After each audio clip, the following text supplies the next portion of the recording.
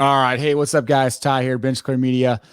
I am stoked to have one of the few channels that I watch religiously, and that's Retro Hoops.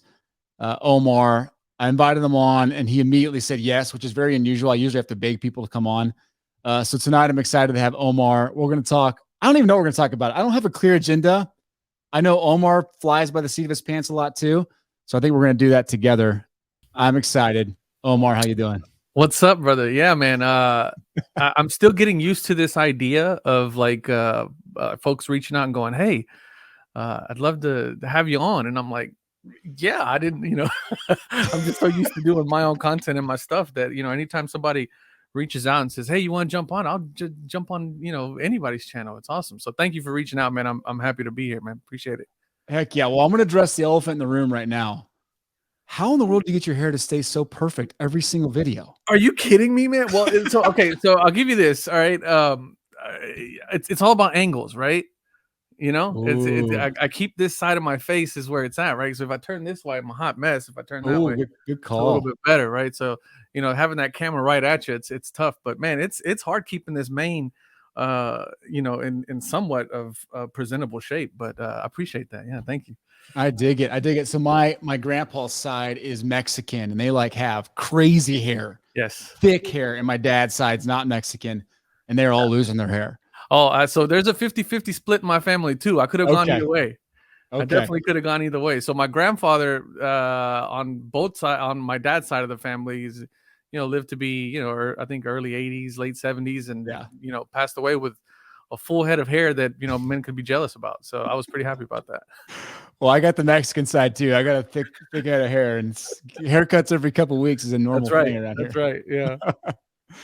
Well, man, so let's start with this. Your channel, you've been around for what, a little over a year ish? You know what? I got a thing from YouTube today about, what was it, like 18 months or something like that. I think April was like the first time. April 2020 was the first video I ever uploaded, which was me just opening up a box of 9091 Fleer that I paid $17 for in the good old days. So the good old days of April 2020. That's how sad it is right now, right? I know, man. I know. Well, we joke like that, but we're kind of back to where we were in April 2020. We're getting close to it, at least from singles perspective.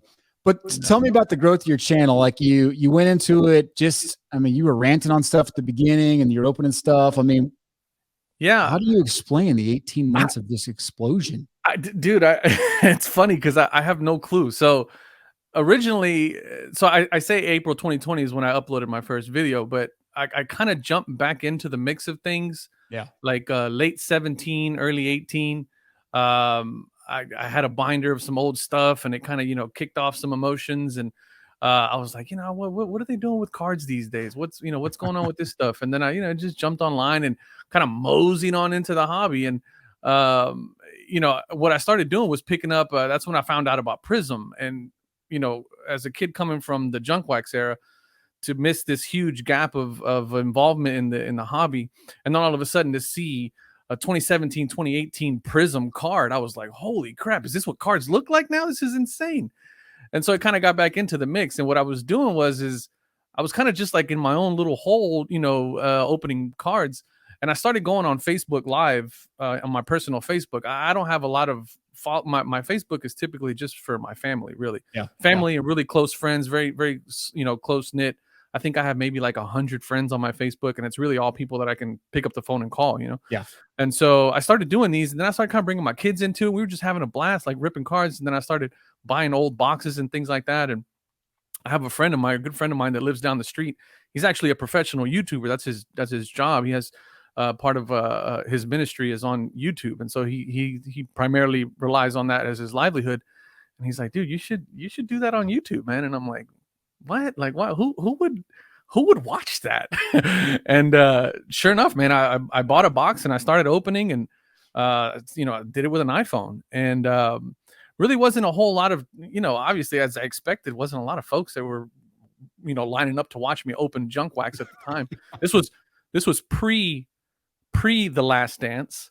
So not a lot of, traction on that, which I expected. I mean, that's not what I was doing it for. I just wanted to, open up some cool boxes and have a reason to do it. And then that's when I got into like grading and how to grade things. And then I dove into that, and I had my first kind of run in with PSA, and then that's kind of documented on the channel at the beginning, where I got I paid, I think at the time when it was like $70 or $80 for what was supposed to be a 10-day sub that ended up taking like 8 months or 9 months, and only to have a handful of my cards rejected, a handful of them sent back to me as like 8s and 7s, and I was just shocked. I was like, what the hell is this? Like, this is stupid. And then kind of like what we were talking about right before before you brought me on was I was like, okay, well, this PSA company is stupid. Like, this is dumb. I'm not going to do this again. Is there any other companies out there? And then that's when I came across HGA, and HGA had just kicked off. I mean, like, they had just opened up, and I did a sub with them, and then I did the comparison videos. And then when the comparison videos happened, that's when things like went nuts. I went from like 100 subscribers to like 1,500 subscribers, like within a matter of like a week or two, like 2 or 3 weeks. And I'm like, all of a sudden I get this email that says, hey, you're an affiliate now. Congratulations. You're, and I'm like, what is this? And I'm like, so I'm having to walk down the street and talk to my buddy who's a YouTuber. And he's like, well, yeah, dude, that means you can, your content, people like it. You need to keep posting. And so, that's what I did. And I think a lot of the growth from my channel really just comes from me not really having much of a tie to anything in the hobby, from an allegiance to like a PSA or a BGS or anything like that. I don't really have much of a tie to any of that stuff. But more importantly, I think what a lot of people dig about my content and like about what I do in general is that not only do I not have any allegiance to any of those companies, but I really don't have any allegiance to making money out of this, out of the art of collecting or the hobby itself. So my intention is never to buy things and wait for them to blow up and then grade them and then flip them and then do all this other stuff. Like, I'm legit collecting because I like to collect. Like, I have oddball stuff that nobody in their right mind would ever send to get slabbed, but I do because I think it's cool.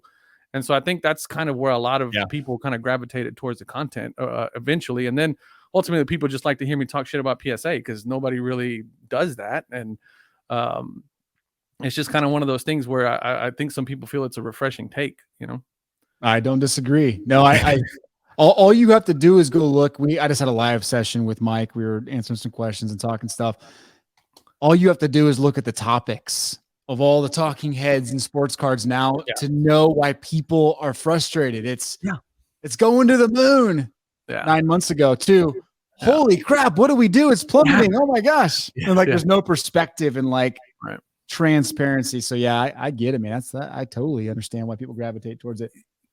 Yeah, a lot of too, like my background. So my background professionally is in supply chain. So I professionally, that's my day-to-day job. I work in supply chain. And so, when a lot of these people, I was reading on the, Facebook groups and on the forums and stuff like that, just a lot of the frustration of people not knowing, why things are happening the way that they're happening and why PSA just can't get their stuff together and why, I kind of answered a lot of those questions for myself. And then I started doing videos on my thoughts on why it was, just strictly from a standpoint of like a business standpoint and from my supply chain, my professional supply chain perspective, especially when they did this whole, complete through dates and all that stuff. I mean, I was just like, oh, I've done this before. I know what this is like. That I used to do complete dates to get the head honchos off my back whenever I was trying to turn a facility around. So I know what that's all about. And so just lending that kind of information, I think really helps. And then I do that weekly PSA update on how many cards that they graded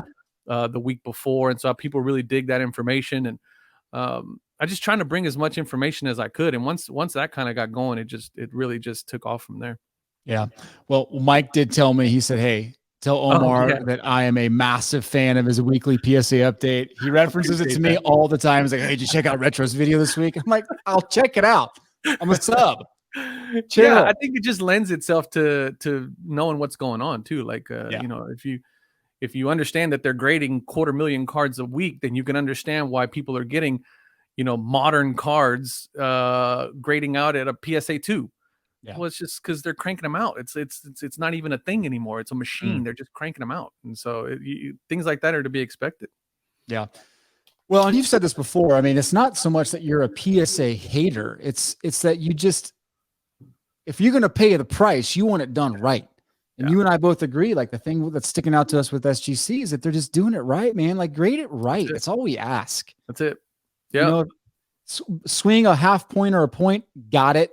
One of us is off a little bit. Right. You're going to swing 7 points like on a Lafreniere rookie that I crack out of a BGS 9.5 and give me a PSA 2. Something's wrong in the supply chain. Figure it out. Yeah. Something's off there. There's somebody in one of my live sessions mentioned like maybe they're fat fingering it when they're trying to put it into the system or something. Like the 5 is kind of close to the 8, so I can kind of see that, you know what I mean? So there's like where everybody's trying to like really figure out, and yeah, oftentimes I get that rap as somebody who just hates PSA, and that's, I read my comments. A lot of people say don't do that, but I read my comments. I got pretty thick skin. I'm from Texas, so they don't scare me, but a lot of the things, here you go again, Retro. You're just PSA hater, man. This, that, and other. And honestly, man, I started off my grading experience trying to submit to PSA, just like everybody else, because they were the top dog. They were the authority. And to be honest with you, on things like, authenticating signatures and stuff like that, they still are the leading authority in that. And I don't take that away from them. Yeah. Right now, they're just not working. It's just something's going on, and it's just not working. Yeah. Are you standardized in basically an SGC, or are you kind of an HGA guy as well? What's your preference now? Yeah, I mean, I love SGC. SGC is going to be, that's going to be, I'd say, about 80% of my, what I sub and what I submit. I love that tuxedo, man. I mean, I know you just got back your mantles, cards like that, man. There's just something about them, man. I've mentioned this before in some of my videos that I really like this idea of, the slabs and the grades kind of just being the framework or the frame that the artwork sits in, that is the card itself, right? And I think when you think about it in terms of that, in terms of frame and artwork, SGC really frames it up and it looks good. Yeah. So from an eye appeal, I originally, love that aspect about it. But then I really like, because I hold no allegiance to anybody. Yeah. I like this idea of some of these new companies that are popping up that offer things that are intriguing. HGA, for example, with their color match labels, that was something that just was not offered at the time. My boys over at TGT, they're doing this thing where they're giving you this report card and feedback directly from the grader. That's intriguing, right? What's the other one? The CSG. When I was originally dogging them pretty hard because I thought their labels were hideous, and then my brother, who runs the case company, had to buy one to do a model on it, and he goes, "Dude, you got to come see this thing." And I looked at it and I was like, "Man, this is the prettiest acrylic I have ever seen." Yeah. And so that was intriguing. So I submitted there, and just to see kind of what things look like and how that process goes. But if I had to pick one, gun to my head, you can't submit to anybody else. It's SGC, hands down. Beautiful. Yeah, I'm with you for sure. As you've seen some of my videos, I just saw a Sports Card Investor was promoting FGS or FGI now, and I'm like, forensic, the Master P company, right? Yeah, I guess. Yeah, I don't know. It's like, how many more can we have start up and peter out in 6 months? Well, the thing is I mean, I'm all for, I'm all for.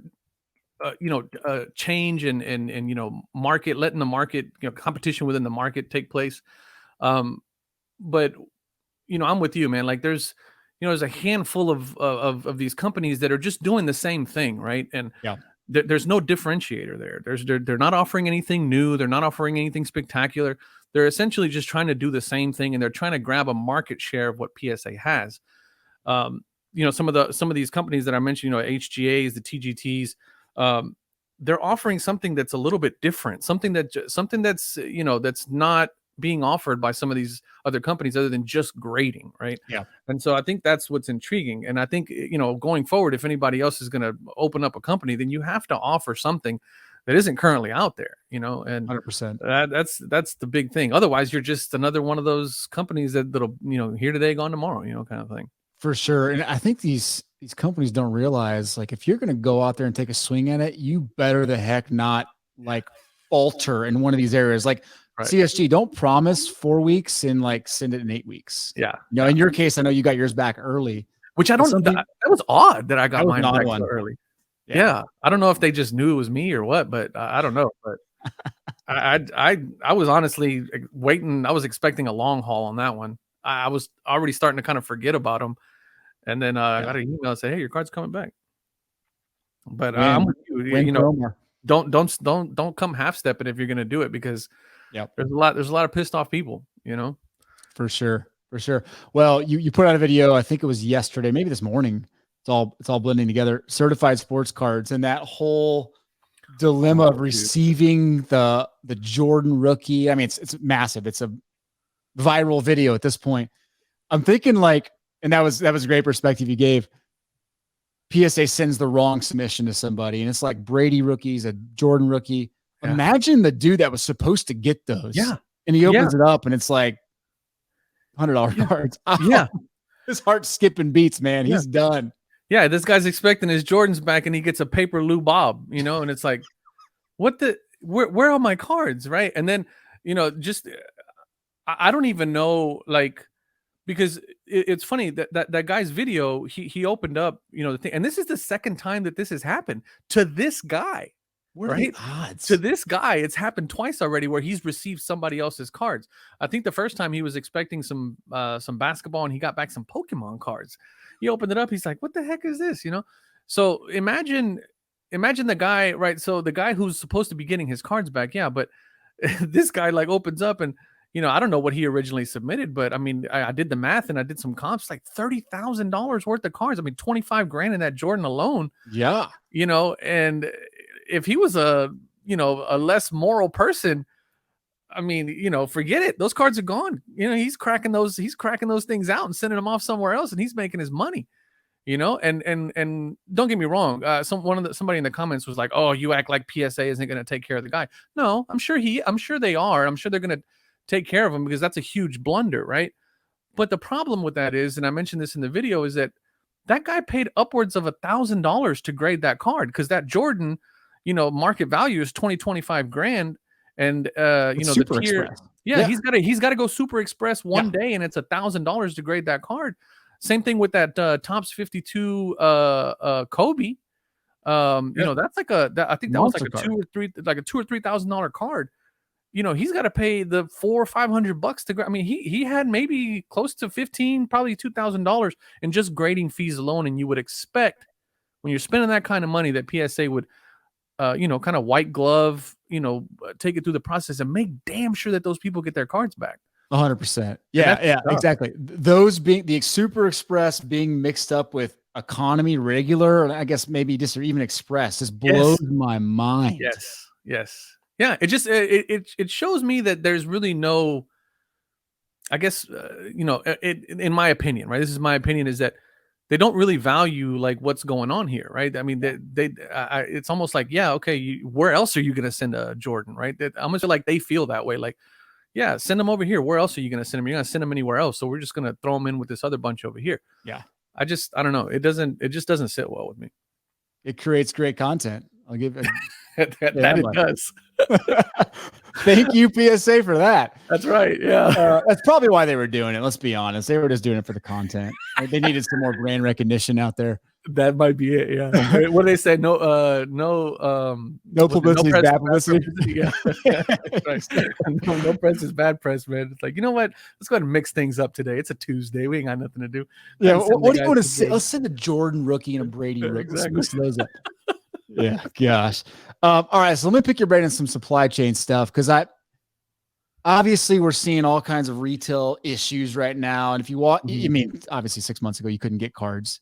Right. Here you go into stores and you can get cards now, but we haven't even seen a new release for basketball. And if you talk to people that are in the know, we're having supply chain issues. We can't either get the materials for the cards, can't get autos back for the stickers, all this stuff. From your perspective, like, how real is a supply chain issue, like on the card production side? Do you believe that? Oh, absolutely.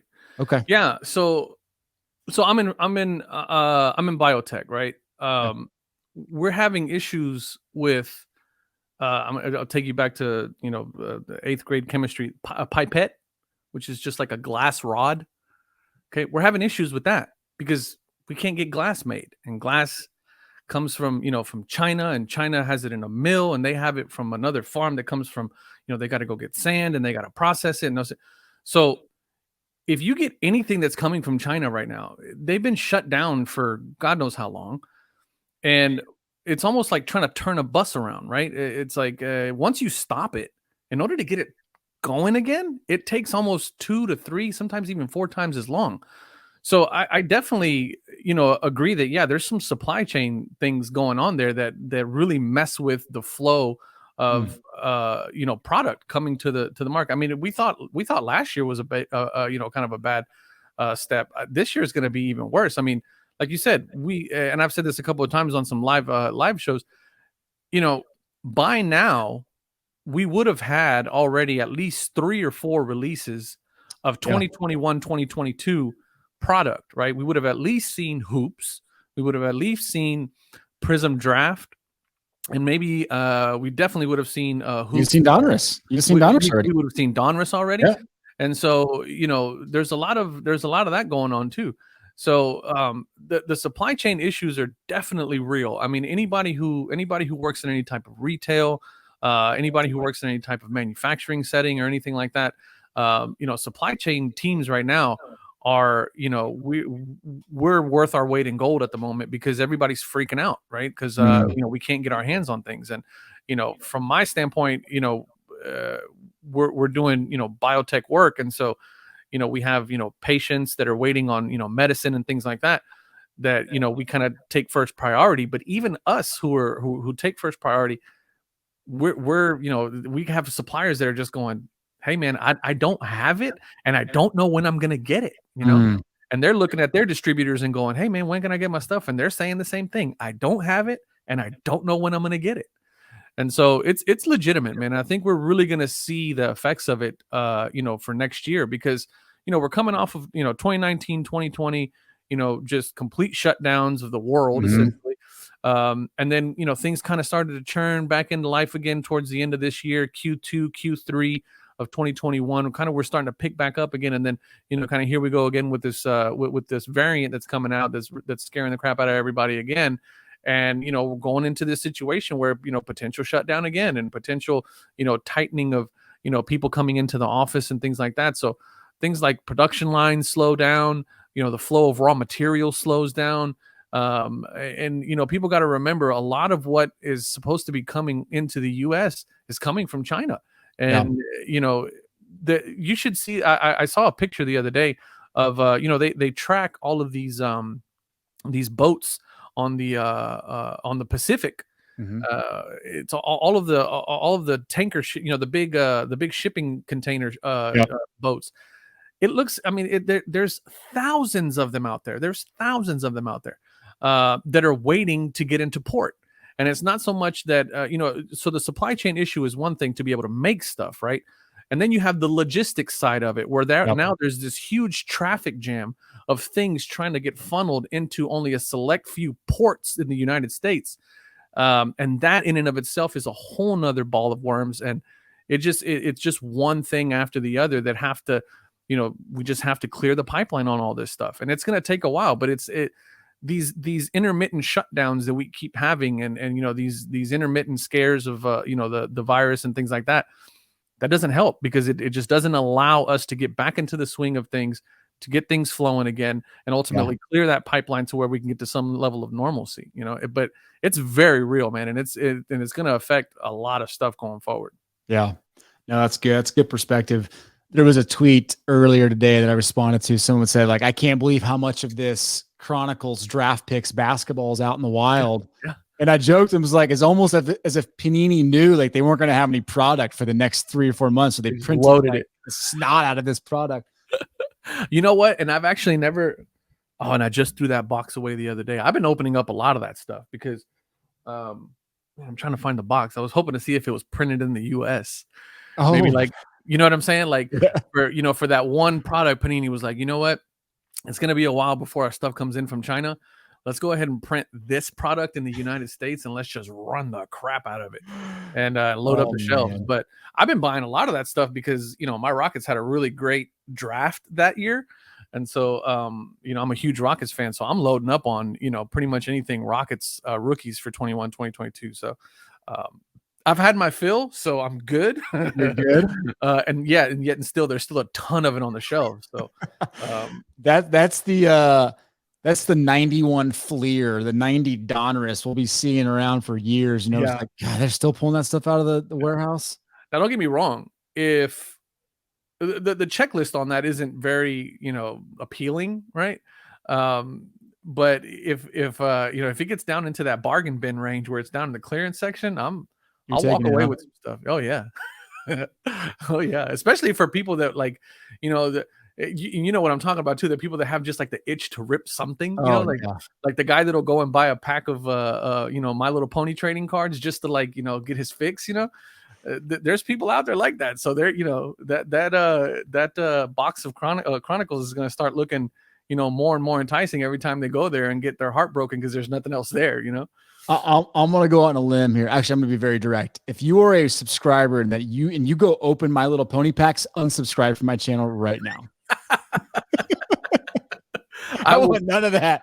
I will gladly pay scalper prices than open My Little Ponies.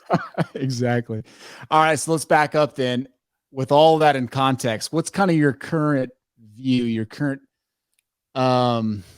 perspective on the hobby? And you come in from an angle of a collector, I get it, but heading into 2022, optimistic, what are you feeling about the hobby? So again, I'm strictly I'd say about 80% basketball, about 20% football, right? My Rockets are my number one thing to collect, but then also my Texans are like just a complete dumpster fire right now. I don't even know if we're even a viable organization at the moment. So right now, the Texans are not even anything that I'm I used to even buy the Texans in group breaks, back when we were a decent team.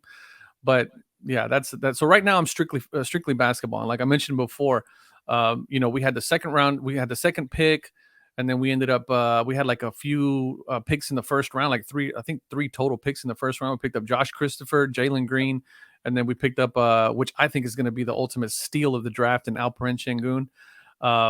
And so my outlook for the hobby this year is going to be great because I'm going to go hard this year. Like I don't really do a whole lot of spending. If you're familiar with my content, my rule is like $100 at a time. Yep. But I'm definitely going to break that a few times this year because there's a lot of good stuff going on in basketball now. In the hobby as a whole, we the entire hobby got shooken up this year. Yep. With Topps losing their licenses, Panini losing their licenses, and then this big bad wolf of fanatics coming in and basically taking over everything right in the next 5 years. So I think this is going to be the first year of like full product that we're going to see coming out in the wake of that announcement, right? And so the question is going to be is how much overprinting are we going to see? Are we going to see any overprinting? And then you also have this looming, idea of the supply chain issues and how is that going to affect, autographs, and are we going to start seeing more redemptions, and are we going to start seeing product not showing up on the shelves or showing up late and things like that? So, I think it's going to be one of those kind of wait and see type scenarios where we just depending on, we can get an announcement tomorrow that, there's this new, Summa Tuma variant or something that's, killing people on contact. And all of a sudden the world shuts down and, here we go again. Right. But I'd say I'm pretty optimistic in terms of as long as we can, as long as the pandemic and things doesn't really get too out of control. I think I'm pretty optimistic about what's going to be happening in the next year or so in the hobby itself, for basketball in particular. And then for me personally, again, my Rockets have, put together a pretty young team that I'm really interested in watching. And for me as a collector, it's a very exciting year because, again, this is the year of their rookies. And I'm very partial to Houston Rockets big men, right? So the centers, the big power Yep. forwards, that's my favorite position. I'm a huge Akeem Olajuwon fan, huge Yao Ming fan. I was a Tracy McGrady fan, Charles Barkley fan when he was playing with us, Otis Thorpe, Robert Horry, those kind of big, rough, tumble guys. Oh yeah. And so we got a really good kid in that Alperen Şengün kid. And so watching him and collecting him is going to be a lot of fun for me this year. So I'm very optimistic about 2022, man. It's going to be good. I love it. And I love that you're so dedicated to your team that you collect basically every player, because I'm the same way. It makes it so fun. I know Christopher well because he was considering going to Mizzou. Yes. Mizzou Tiger fan. He ended up going to Arizona State. And so I thought that was a steal. And yeah, obviously Green's a stud, right? He's fourth in rookie scoring. He's just a beast. Yeah, your 1s and 2s are always going to pan out. They're always going to pan out. Your number 1s, your number 2s, unless there's some catastrophic injury or something like that, they're always going to be, good players with someone somewhere at some point, right? But yeah, I mean, it's exciting, man. Especially if you stick with a team. I'm a hometown boy. I stick with my teams no matter what. My Texans are a dumpster fire. I'll say it again, but it's collecting the team and sticking with it. And then, 5 years down the road, all of a sudden, my teams are, a playoff contender, Western Conference contender, and then all of a sudden a finals contender. And then you're just like, I've been sitting on this stuff for years. I was right. And so it's just a good feeling, man. No, that's true. To that point, it is tough because sometimes, like I went all in on Michael Porter Jr., right? That's my guy. He's a Mizzou guy. And I thought many times beginning of this year, like I should unload a lot of this stuff. It's at peak prices. Like, let's just do it. Man. And I did, right? Because you're just so attached to your guys. And that's kind of what it's about, right? It's not so much about the flip for the dollar. And yeah, in hindsight, I'm like, I could have sold a lot of that and then rebought a lot of it for half the price. Dude, I did the same thing with Teddy Bridgewater. I was a huge Teddy Bridgewater fan. I just loved the way the kid played.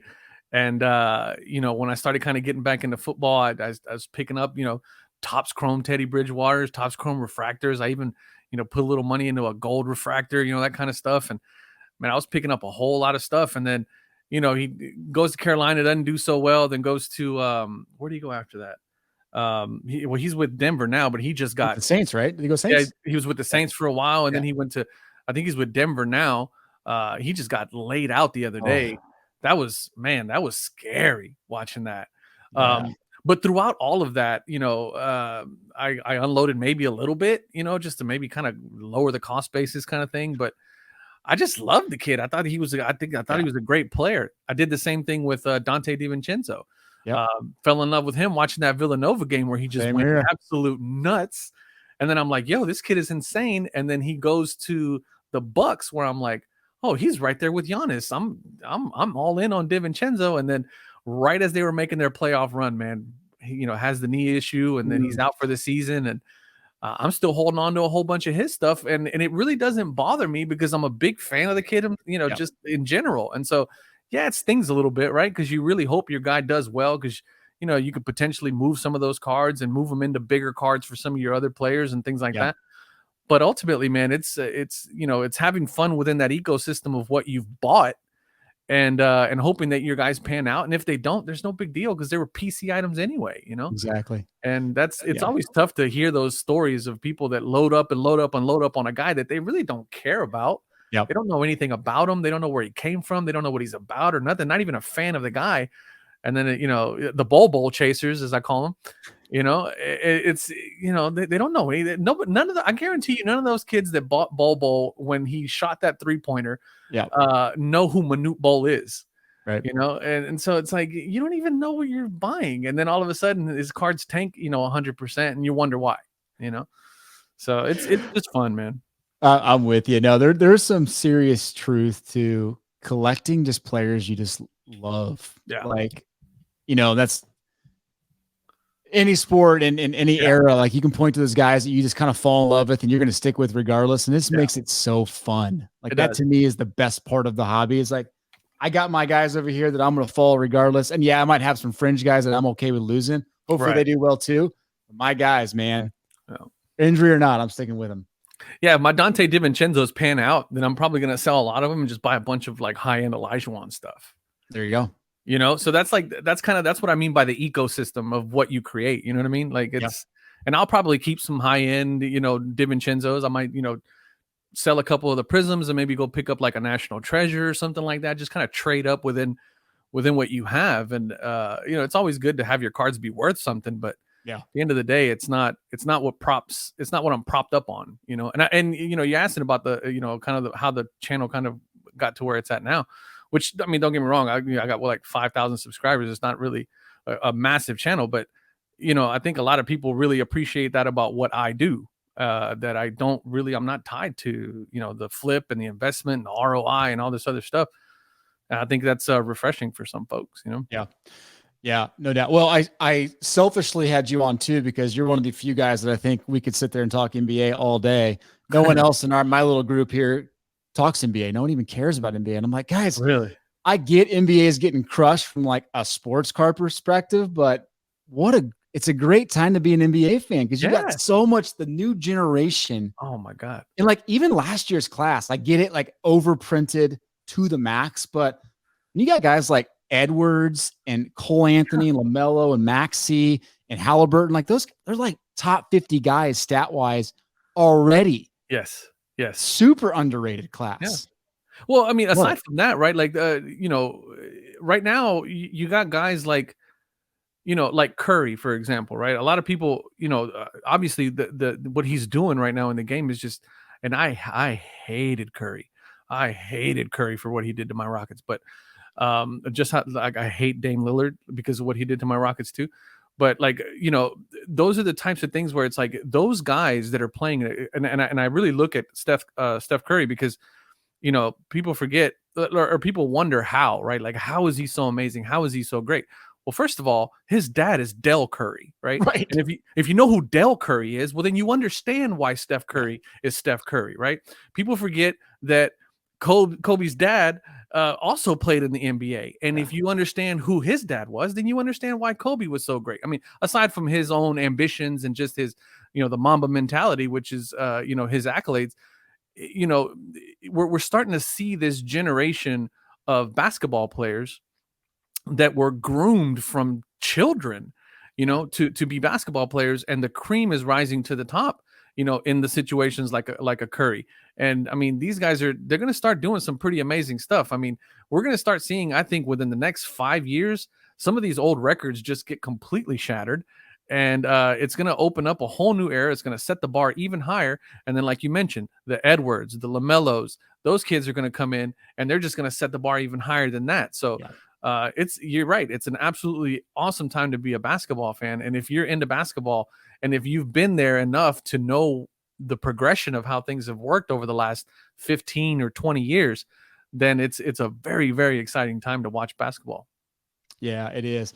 Well, and it's you got this in football, right, where they've kind of redesigned the sport so that it's more offensive oriented. They're protecting the quarterback. Stats are being broken. And you kind of see that now in the NBA too. Yeah. Where they're making it more scorer friendly. They're trying to be a little bit more lax and get people to the line now. And it's like, they're just, to your point, they're setting the stage for offense to be the core of this league. They've one of the things I noticed this year a little bit, they're swallowing that whistle a little more this year. It does feel like it. I agree. Especially down in the paint. It's and it's really, it's good. It's like old school 90s basketball, 80s basketball. Yeah, I love it. Well, I mean, I wouldn't go bad boy Pistons just yet, but it's definitely not what it used to be, where guys like a Harden, even a Trae Young, were, essentially foul magnets anytime they stepped in the paint. Yeah. It's almost like the referees were conditioned to, as soon as they set foot in the paint, the whistle got blown, because they just knew that somehow, some way, there was going to be some kind of contact and it's going to be a foul. And I think, they've had to adjust a little bit to that game. But now I think we're going to see, especially this season and going into next season, a little bit more of that balance, where there's going to be a little bit more paint work going on with some of the big guys, which is why I think Şengün is having such a good debut in his season. But there's also still going to be that idea that you'll never be able to get away from, that a 3-ball, even though you're shooting it at a 30%, is still more valuable than 15-footer, right? Yeah. So I think it's going to be really good to see that mix and that balance really kind of take place, and then kind of watch how the game progresses from there, because it's going to get interesting. It is, for sure. Yeah, a guy like guy from Cleveland, Mobley. You've talked about him Mobley. before. Yeah. I mean, just an athletic big. And it's funny. I compare guys to like Jokic, right? Jokic is historically putting up these seasons as a big man and it's not being reflected in his prices at all. You can still get a PSA 10 Prism for $500-600. It's like, come on, this dude's almost in the Hall of Fame already. Yes. You know, like first what he's doing. And people aren't paying for it, but you got like Mobley coming in as an athletic big, doing what he's doing as a rookie. And it's like, maybe there's a resurgence of big men. I hope there is. The Aitons of the world, the Embiids of the world. Hopefully they help with it.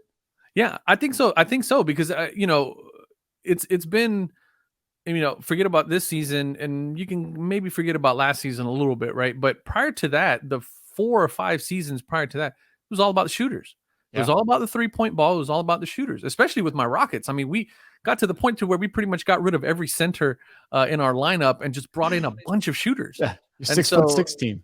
Yeah, PJ Tucker is 6'9" playing center. It's like, we pretty much small ball.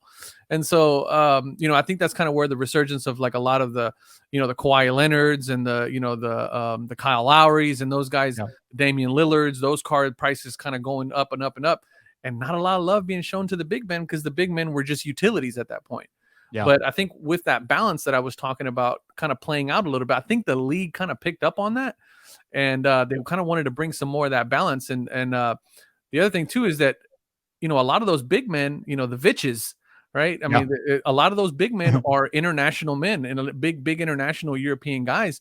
And, the NBA is all about that international reach. And so, they weren't getting a lot of shine. And so unless you were shooting a 3-pointer, they didn't really care about you. And so I think they're trying to expand that and keep that going and really open things up and kind of create that balance again to hopefully appeal to more of these European big men to come down and start dominating the paint, a la Arvydas Sabonis in the 90s kind of thing, His boys are doing all right too. Yeah, they are. Yeah, what's that one kid? Donatus, I think this is who's this kid? Yeah, I know you're talking about. It's like they're not doing too bad. These dads. Yeah, I joke, it's like, but I get excited to see like Bronny and Tiger Woods' kid playing with him this week. Charlie. Because, I mean, that stuff's just killer because they're going to be bred, like you said, to be like cyborgs in their sport. Yes. But it's so good for the sport to have it because it keeps that family name in the sport as long as possible. And you need that. Yeah. Yeah. I mean, think about you mentioned Tiger Woods and Charlie Woods. That kid at his age, I mean, what is he, 10 years old, 8, 9, 10 years old? I mean, he's a kid, he's a baby out there playing literally side by side, swing for swing, stroke for stroke with his dad, who is arguably the greatest golfer ever. Right. And you got this kid who is basically at the infancy of his playing career, already doing things that Tiger Woods was barely doing as a grown man. And, his ceiling is you can't even see it at the moment, and it's nuts. Again, with the Dell Curry Steph Curry reference, and even listen, somebody mentioned this. I think I saw it on I think it was Skip and Shannon, where he said they were talking about how LaMelo Ball, LeVar Ball and his wife need to start getting the same kind of accolades that Archie Manning and his wife were getting for their Manning boys, being in the NBA. I mean, being in the NFL. The LaMelos and they have 3 sons in the NBA that are playing at a high level. Even Lonzo right now is balling out of control. He is. And so it's this next generation that has been groomed as kids to play and the dad knows what it's like to be successful, and they're giving them the ins and the outs and don't step there. That's where I stepped and I stumbled, and don't make that decision because that doesn't turn out really well. And trust me, I've been there, done that, and just really, kind of navigate, helping these kids navigate to not, trip up on any of the blunders that they tripped up on. Yeah. And then ultimately just, taking them to the stratosphere. I love it. I mean, shoot, you got Kevin Porter, Otto Porter, Michael Porter Jr. All those brothers are doing great. Yep. Think about that, man. That's nuts. That's absolutely nuts. Yeah. Speaking of porters, I got my guy right here. Little KPJ action. Ooh. Okay. Okay. The first ever RPA I bought, actually. I had to do it. Once we signed him, I was like, oh no, we signed him, and then we got Jalen Green. I was like, oh my God, I'm in point guard heaven. Yeah, I was gonna say. I know Kevin Porter's got some baggage, but that dude is fun to watch. He is, and he's a lefty, which I love. Yes, Mix it up a little bit. That is a very slept on attribute with that kid.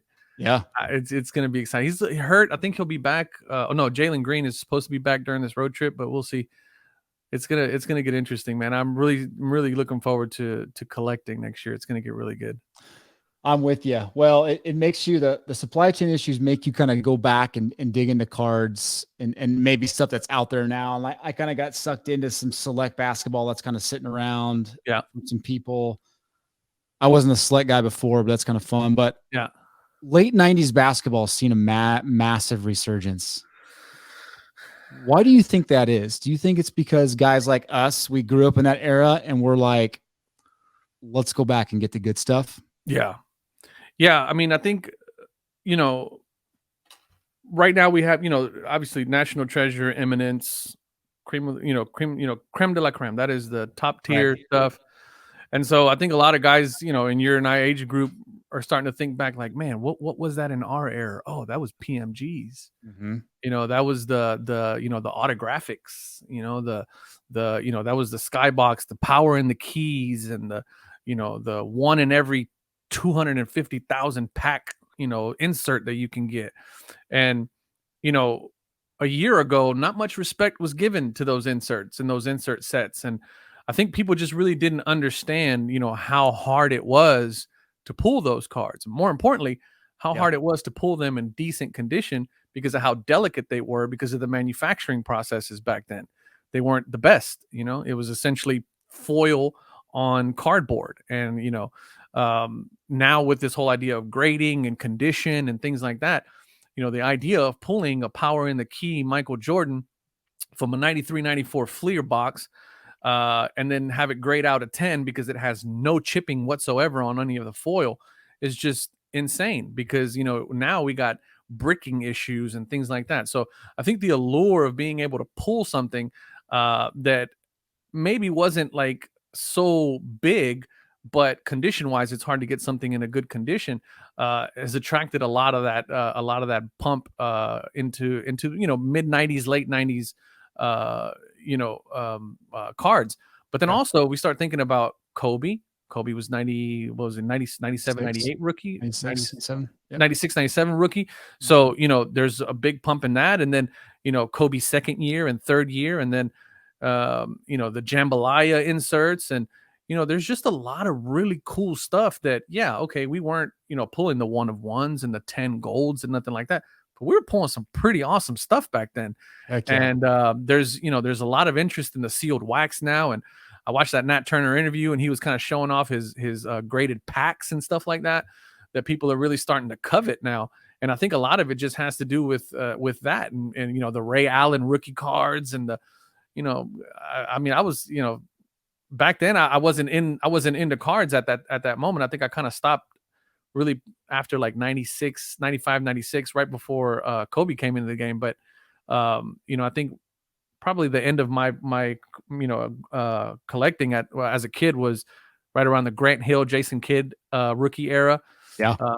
That's kind of when I started to go, oh, she's kind of cute, and then basketball cards just kind of went out of my head at the time. And then I think I jumped into Marvel cards at that point a little bit as well.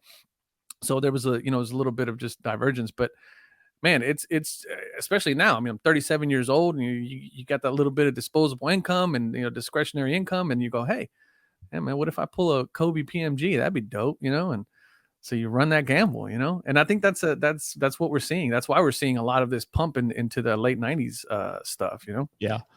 No, I think that's good. I just turned 38, so you and I both are exactly in the same era. Yes, sir. It's funny because people don't realize how short printed some of those inserts were, especially like Chrome in 96 to basically 2000. Like just getting refractors of inserts was nearly impossible to do. Yeah. Unless you bought multiple boxes, which nobody would do then. I mean, you weren't buying boxes back then. People, No. I mean, nobody was buying boxes. I mean, the LCSs back then didn't even have boxes on display. It was just unheard of. They would buy the box, open the box, and put the packs up for sale, and then you'd buy a pack or two. And the really high end stuff was $7, $8 a pack, $10 a pack. It was like, whoa, that's big spender stuff, Yeah. But other than that, man, it's you weren't seeing boxes for sale. No, that's a good point. Yeah, gosh, I remember walking in and seeing like the flare boxes, like the actual box, like a cigarette box almost. It was like, up on the wall. It was just like, yeah. like nicely lit. It's all black and gold. You're like, holy crap, man, what is that? And he's like, oh yeah, that's flare. You're like, oh shoot, man, that's nuts. I want some. And you kind of look up at your mom, and she's like, yeah, that's $25 for that little box right there. That's not gonna happen, champ. Like, boy, get your collector's choice. That's what you're getting. You get the collector's choice. Enjoy. Go get that pack of Skybox for $1 there, buddy. Dang it, that's all you're getting. Exactly. No, it's good. But I think people just are getting freaked out with the overprinting, and they're realizing like scarcity does mean something. Yeah. And especially scarcity of players that you grew up with. Like, forget about it. You're going back and doing that all day long. Nobody's printing anymore. Like Sean Kemp was one of my favorite basketball players growing up. And no, they're not printing any more Sean Kemp rookie card. Like it's just not happening, right? So anything that's out there right now, that's out there. That's it. There's no more. Yeah. He's not playing, and that's it. So if you pull a PMG, there's no more PMGs. They're not printing them anymore. That's it. However many of them are out there, that's how many of them is out there, and then that's it. So yeah, the scarcity is it's a big attraction, right? I mean, it's the same reason why everybody chases the 1 of 1s, the golds, the 10s. It's it's the reason why everybody wants to have that one thing that very few people, or if not nobody else has. Yeah. And it's it's the allure. That's the allure of it. 100%. If you could go back in time and open up a sealed box or if you had the cash to buy any sealed box in the late 90s, what would you buy? Oof, man. It would have to be the Z. Man, you know what? I don't think I've ever put much thought into that. One of mine while you're thinking. I'll give you mine while you're thinking. Okay, go ahead. I think I would go back, and I think it's like $35,000 a hobby box now. It's a 96, 97 Topps Chrome. Just because you got the chance for the Kobe, you got the chance for the Iverson. Yeah. You got Jordan in there. To me, like that's the holy grail year in the 90s, and it's the first year of Topps Chrome. So I'm going 96, 97 Skybox metal. Ooh. Again, same thing there, right? You have, and then you have the same thing, right? With Kobe, with the Iversons. I have a couple of those, but again, just the allure of being able to pull, like some of those really low print autographics type stuff. Yes. All that. That was like, the top, you had, like you said, your upper deck collector stuff at the bottom row, and then the top rows, and then you got the flares and I just remember seeing those boxes of the metal and the metal universe, and man, holy crap, man! If I could, those boxes now they're like 10 grand, 10, 11 grand or something like that. So, I mean, I mentioned it the other day about, to my brother, and he's like, dude, you should totally do it, of doing box breaks, like. Because I don't even like, not in the sense of doing like box breaks and to make money like some of these breakers are doing, which is that's cool. It's a viable thing to do, but just doing it for the sake of like, hey, I'm gonna buy this box, and if you guys want to buy a pack, I'll sell you a pack. I just want to break this open, like I want to see what's in here, and obviously mail everybody their stuff, but that's where I'm at. I'm at the point now to where I just like I want to open some of this stuff up on camera and pull some cool stuff, and then potentially, get some cool hits for people. But that Fleer Metal, man, it's Fleer Metal Universe. One of my favorite cards. Penny Hardaway was a huge. I mean, that was my guy, Penny Hardaway. I cried when my Rockets swept them.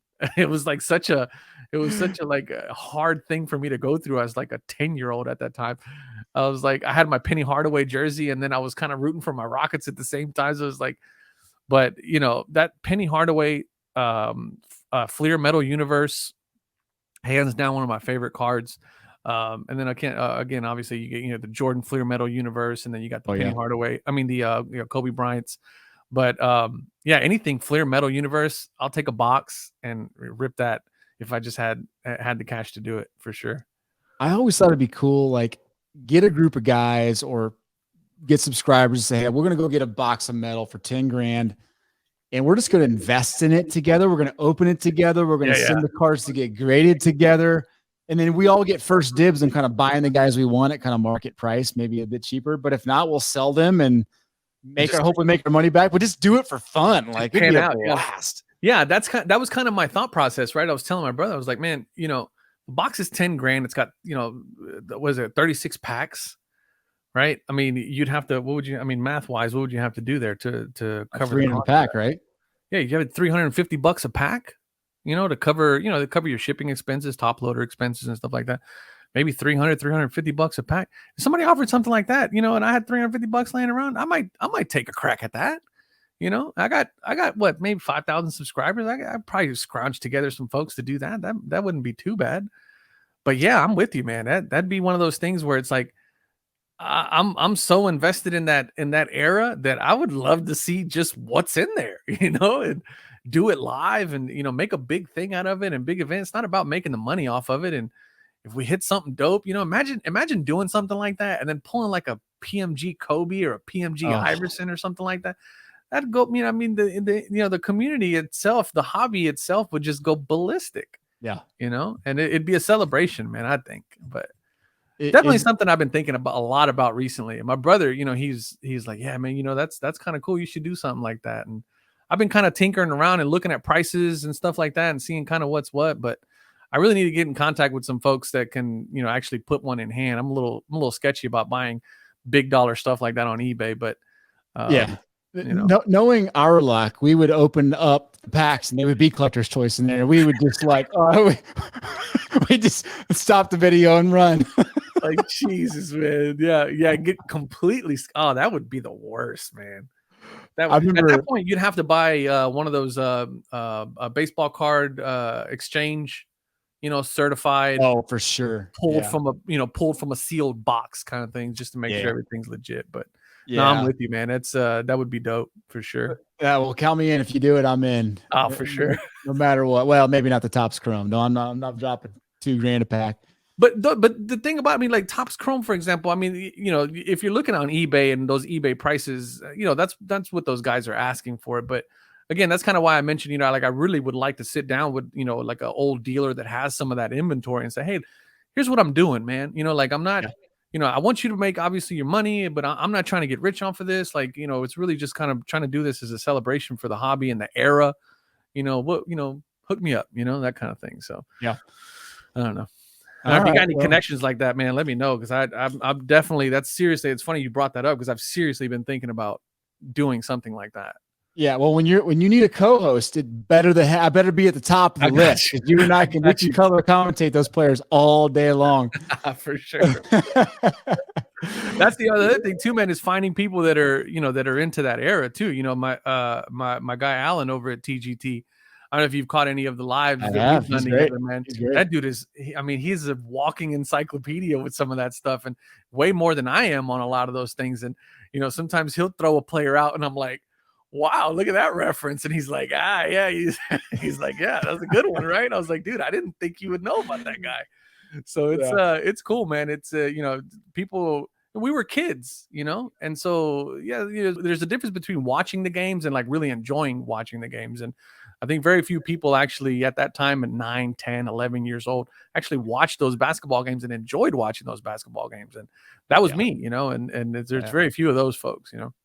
100%. I was a Spurs guy growing up, so I have a massive David Robinson collection. So I remember I was in Kansas City and we figured out 1200 a.m.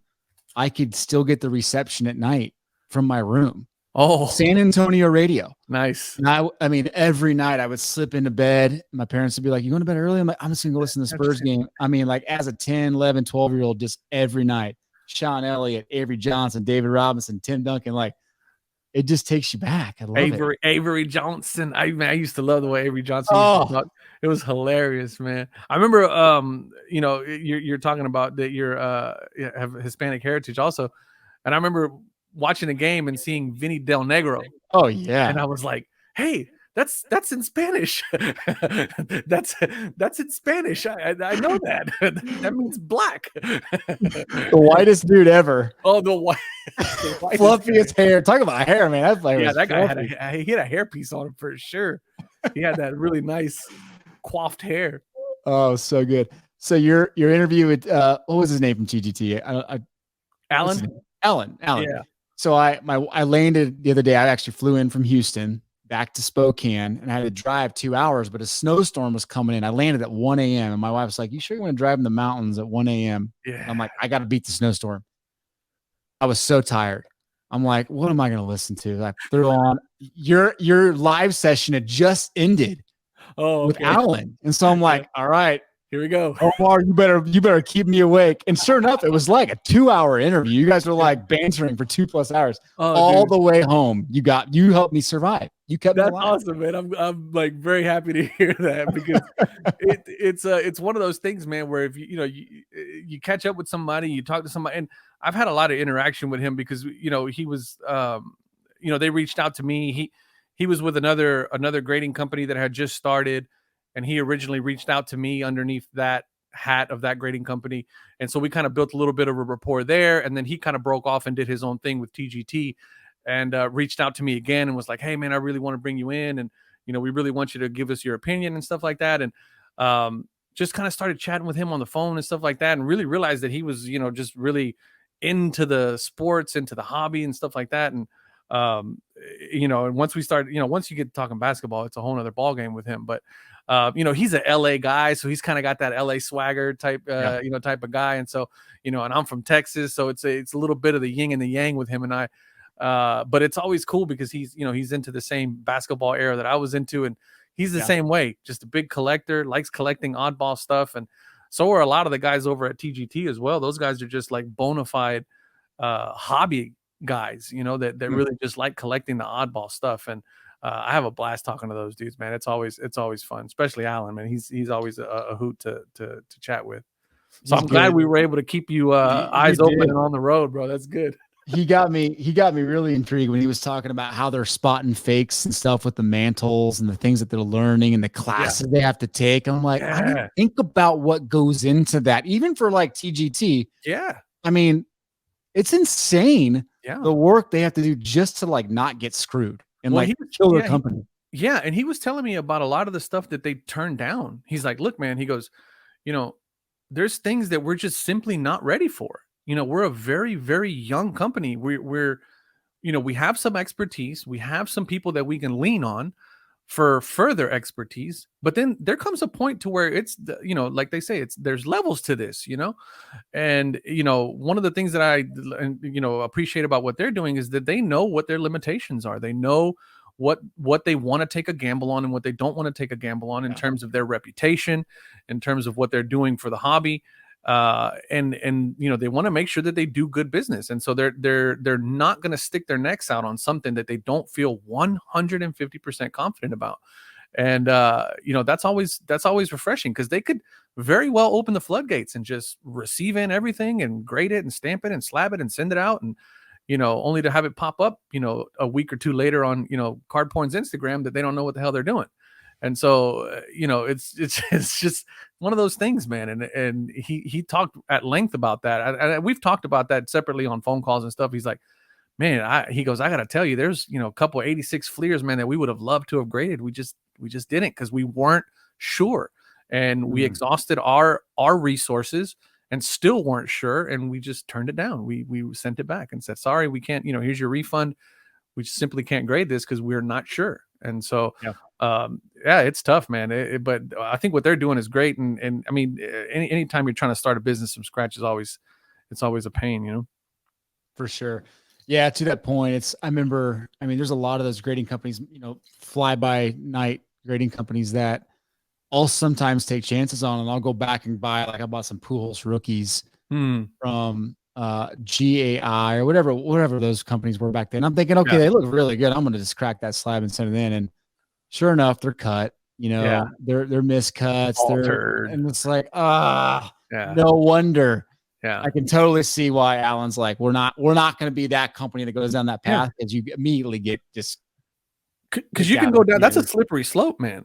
Yeah. You know what I mean? It's like maybe you do one, maybe you get away with it, maybe you got lucky, you know, and so you kind of take a gamble again, and maybe you get lucky again, but then there's gonna be that one that's gonna get you, man. It's you know, I used to be in an oil field, and we used to have a saying that one oh shit will erase a whole lot of attaboys, you know. And so, you know, all it takes is that one, man, to ruin that credibility, and then all of a sudden it's turtles all the way down. Turtles all the way down. Is that all a Texas, the way down? Huh? Texas thing? Is that a Texas thing? Turtles all the way down. Gotta be a Texas thing. It's either a Texas or a Louisiana thing. So when I was in oil field prior to biotech, I was in oil field for almost 17, 18 years. And so I spent a lot of time between here and Louisiana. So a lot of people were like, what, you know, I can't quite pinpoint where you're from. Like, you know, they try to pick it up on my accent. They can't quite pinpoint where I'm from. There's a little bit of both, because I spent a lot of time in Louisiana, months at a time. And then, you know, did a lot of travel. And then I got family that lives in Los Angeles and California. I talk to them all the time. And I'm just a big old melting pot of, you know, accents and the way I talk and stuff and the way I communicate. So it's never. I like it. You can hang with a lot of people then. That's what you're saying. Yeah, I can actually. And the funny thing about that is that I'm, for somebody who does YouTube, I'm very, very much an introvert. I do not like people by a general standard. I don't really hang out. I don't go out. I'm not a very, my wife is complete opposite of me. She's very social butterfly-y that talks to anybody. And I'm the guy that's kind of in the corner, just being a creep, you know? But yeah, we can't hide our hair, man. We have to get our hair out in the public. Look at these locks. Yeah, man. And it's actually pretty short right now, man. I've actually been trying to grow it out, but I just end up looking like a chia pet. And I got to get a proper hairstylist that can like help me, you know, grow this thing out. Cause I haven't done that since I was a kid. And I really want to get, you know, like long mane, and it never pans out for me. I get so frustrated. I'm like, screw this, you know. Get this man to 10K. Get this man to 10,000 subscribers so he can get himself a stylist. Oh, man. Stylist, man. Shoot, there's your 10K celebration. All right, let's end with a little fun, as if this hasn't been fun. Favorite Christmas movie? Ooh, that's a good one. I gotta go Die Hard, man. Okay, see, I had a guy tell me the other day Star Wars was a Christmas movie because it was released on Christmas Day. You truly think Die Hard's a Christmas movie? Come on, man. No, Christmas in Nakamichi Towers, you just can't. How do you can't beat that. That one, and then if I had to pick again, it's what's the one with God dog it. My wife loves it, and in turn I ended up liking it. Holiday. Jack Black's in it, and oh yeah, the Holiday, right? A Holiday, yeah. It's like Gwyneth Paltrow and something like that. Jack Black. Yeah, there you go. Jude Law, Cameron Diaz, Kate Winslet, Jack Black. Yeah. Okay. That's a good one too. That's one of those mindless ones that I can watch in the background. But as far as Christmas movies, yeah, for sure, Die Hard. You can't go wrong with that. Okay. What's your favorite impulse candy that you grab in the old grocery aisle? I can't grab it in the grocery aisle, but I'm typically not a very if I have to go, I go Kit Kat. But if I have an opportunity to really buy candy, Sixlets. Ooh, those are good. Oh, those are you pop the whole thing in, you put your just and suck them all in, just like do the whole Sixlets are, I mean, M&Ms aren't holding Sixlets jockstrap. It's that simple. Yeah. Oh my gosh. You got me craving Sixlets right now. Dang. Okay. When you're breaking cards, what's the go-to band in the background? What music you got playing? So I'm a hip hop guy, big time hip hop guy. So I'm either it's either Blueprint Jay-Z or UGK Riding Dirty. Either one of those. I know neither. You know neither? I know neither. You're not a hip hop guy. UGK. So if I had to give you it's Dirty South, Down South hip hop. UGK Riding Dirty. That whole album stays in rotation. Okay. All right. That's I like it. It's again, you just hang with all these crowds. I like it. Favorite book you've read in the last year? I'm assuming you've read at least one book. I have not. I have terrible dyslexia. My wife is actually in education. She has her master's in reading, like the actual like art of reading and how to become a reader. She helps kids read, which is much more noble of a profession than mine. Get her up here. Let me ask her that question. Yeah. So I've never been a big reader myself. So I don't think I've ever finished a book front to. I read Rich Dad Poor Dad. That was cool. I read 48 Laws of Power. That one was cool. There you go. I would have to say 48 Laws of Power is probably the last book I ever read. And I don't read at all, man. You do Audible books? Do you listen to books? So I have not gotten into that, and people keep telling me to get into that because I do like to I like to seek out knowledge. I like to educate myself as much as I can. But books is just me, and I have a terrible affair with books. I end up reading the same line like 15 times, and then I end up reading 5 or 6 pages, and then go, "What the hell did I just read?" And then I got to go back. So my wife, when we first got together, she's like, "Oh, you are poor baby. You are just classic dyslexic." So I have huge learning disabilities. I don't know how I made myself made my way through the world, but whatever. 48 Laws of Power for sure is one that I read, that I actually understood, and that it was I felt it was a good book. So that's probably the one I'd say. Fair enough. What actor plays your story in your biopic? Oh man, we talking dead or alive? Dead or alive? Oh, DOA. I am a huge fan of Oscar Isaac. Ooh, that guy. That's a good fit for you. He is. Well, thank you for that, because I think he is probably one of the most handsome men I have ever seen in my life. My wife would agree with that.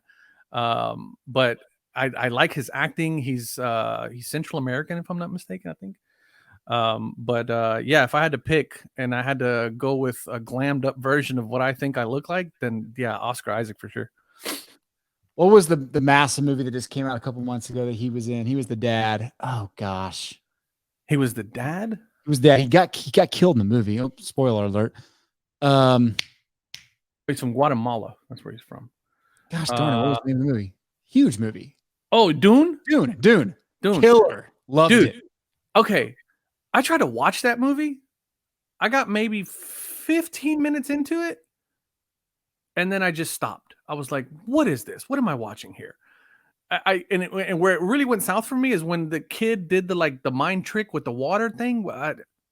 No clue what he was doing there, and I was like, "All right." And I think I was doing something at the same time, so I thought it was going to be one of those things that I could put on in the background and watch. It's totally not. I may need to give it a second shot. You do. And just really sit down with popcorn and some soda and try to watch it. But I originally watched it because Oscar Isaac's in it. There you go. Yeah, definitely one of those movies you got to pay attention to. Okay, I'll give it. When we were down there, like, what just happened? Yeah, I'm like, just process that for a couple of days and then we'll talk about it. Okay, it's one of those. One of those. But my favorite movie of all time to watch, I've watched it a million times. I can watch it a gajillion times more. Is Shooter and Devil Wears Prada. Those two movies, I can watch them a bajillion times over. I've watched them a bajillion times over. And anytime it comes on network TV, I'll watch it no matter what. Devil Wears Prada? You kidding me? Isn't that a rom-com? Dude, it is to call it a rom-com is an insult. It's like it is the rom-com of all rom-coms. It's the best movie.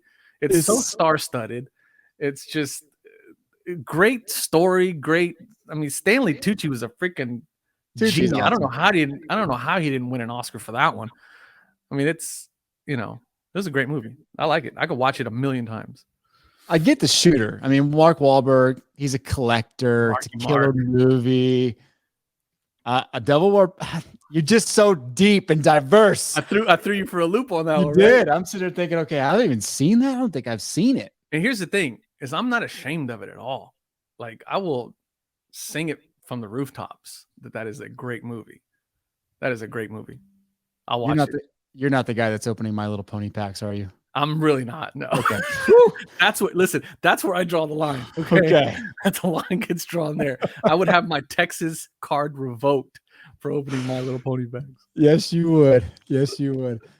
Omar, it's been awesome, man. Thanks so much for hanging with me. Dude, it's been a blast, man. I appreciate it. I really do, man. Thank you for reaching out and man, thank you for just, I know you've shouted me out on so many videos, dude. And I'm so appreciative of, anybody who watches my videos, comments and shares and stuff like that. So thank you to you, man. And I appreciate the time and all the love, man. I really do. You got it. We're opening the box on your channel. I'm your color guy. We just 100%. 100% done. We'll set it up once we get this thing going and I hit that 10K, make a little money. We'll open up something nasty. On it. Beautiful. Have a good Christmas. All right, man. See ya. Yes.